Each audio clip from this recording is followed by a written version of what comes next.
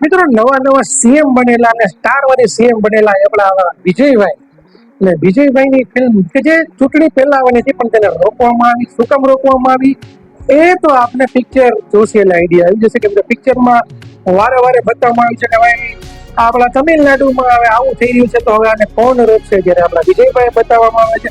એટલે કે એક રીતના ચૂંટણી પહેલા જો પિક્ચર આવ્યું હોત તો આપણે સમજી જાત કે ભાઈ વિજયભાઈને ચમકાવવાની હતી, પણ હવે વિજયભાઈ બની ગયા છે આપણા સીએમ.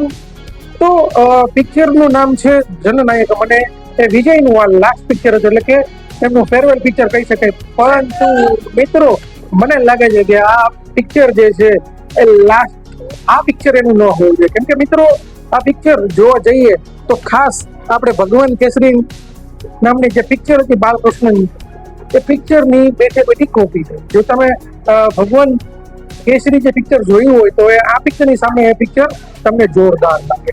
કેમ કે કોપી પણ થોડી એ રીતની બનાવી છે, ખાસ કરીને પોલિટિક્સની વાતોને અને વિજયને એઝ એ પોલિટિશિયન તરીકે વધુ ચમકાવવાની વાત આ પિક્ચરમાં કરવામાં આવી છે. તો મિત્રો સ્ટોરીની વાત તો તમે જોઈ હશે તો આ સ્ટોરીમાં કઈ જાતો ડિફરન્સ છે નહીં. લાસ્ટ પિક્ચર હતું તો કંઈક હટકે કરવાની જરૂર હતી એવું આપણે કહી શકીએ. બોબી દેઓલના રોલને પણ એક થોડોક સારો આપ્યો છે, પણ જે રીતે જોવા જઈએ એટલો બધો પણ પાવરફુલ બતાવવામાં નથી આવ્યો. વિજય આખા પિક્ચરમાં વિજય થતું આવ્યું છે.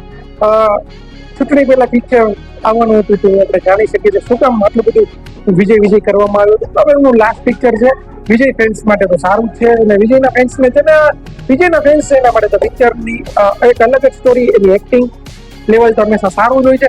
પણ એક રિપીટ માટે એક સારું વિચારી શકતા હતા, પણ ખેર જે હોય એનું લાસ્ટ પિક્ચર હતું જનનાયક. મને તે હવે જનનાયક બની ગયા છે તો આપણે બીજું તો કઈ કહી શકીએ નહીં. અને પિક્ચર જે છે વન ટાઈમ વોચ પિક્ચર કહી શકીએ આપણે. 5 માંથી 3 સ્ટાર આપું છું. જનનાયક અમને પિક્ચર સારું છે, જોવા જવું.